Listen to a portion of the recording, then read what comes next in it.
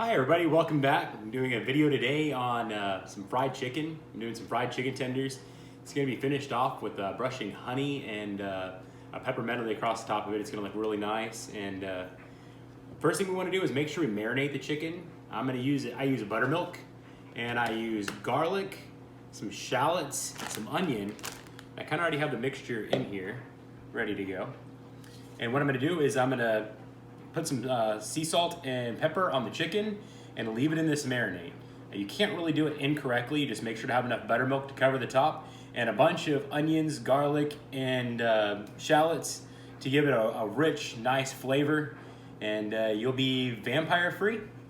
All right, so one of the things you're gonna do is make sure to put get that salt on there, and then pepper. I like coarse pepper. Just like that, we're gonna do each side and then put them in there. All right, everybody, we have all the chicken loaded in there. It's probably about 5 or 6 pounds worth of chicken tenders. We have some people coming over, so we're making a pretty good size helping of this. It's great. One of the things you wanna do with marinating in a buttermilk is that buttermilk base is gonna help your flour coating stick to it really well.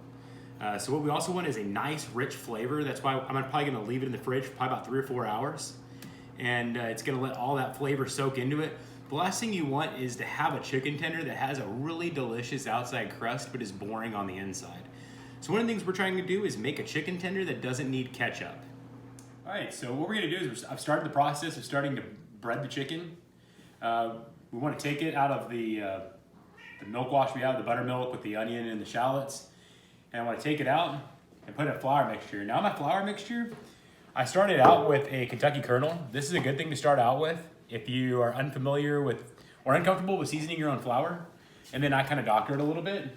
And so what I've put in is I put in some paprika, some cayenne pepper, some salt and pepper, and just put that in there.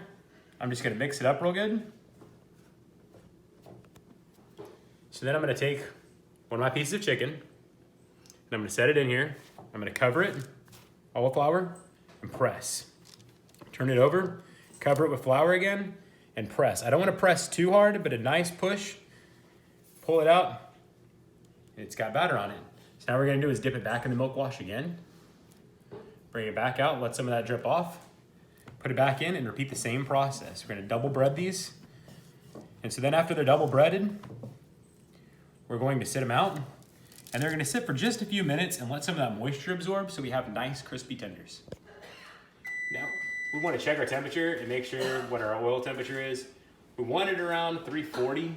It's still going kind of really high. So I'm backing it down a little bit. Now, for the purpose of what we're doing, the oil temperature, it's not gonna be that big of a deal, but if you want to cook them fully in your fryer, you want to be at a lower temperature so you don't dry them out and they don't get really dark. So we're gonna go ahead and put them in anyways, because what I'm doing is I'm basically kind of par frying them. I'm gonna fry them till I get the color I want, and then finish baking them for the remainder. So when you're putting them in, you wanna put it in and move it away from you. Just like that.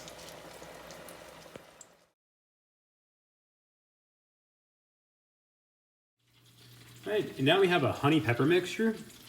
I just put some honey, warm it up, and then some pepper on it. We're just gonna brush these on it. Give it a sweet flavor. We're just gonna do that to all of these.